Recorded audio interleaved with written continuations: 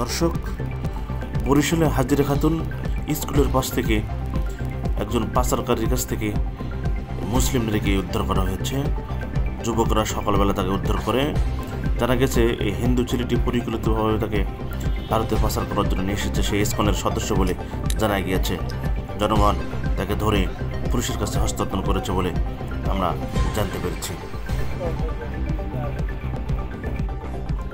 জনগণ জানায়, প্রেমের ফাঁদে ফেলে এইভাবেই মুসলিম মেয়েদেরকে টার্গেট করে তারা ভারতে পাচার করছে।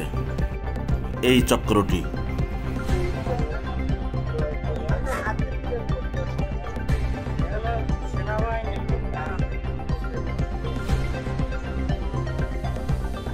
খায়রুল ইসলাম, স্টাফ রিপোর্টার, তালাশ বিডি।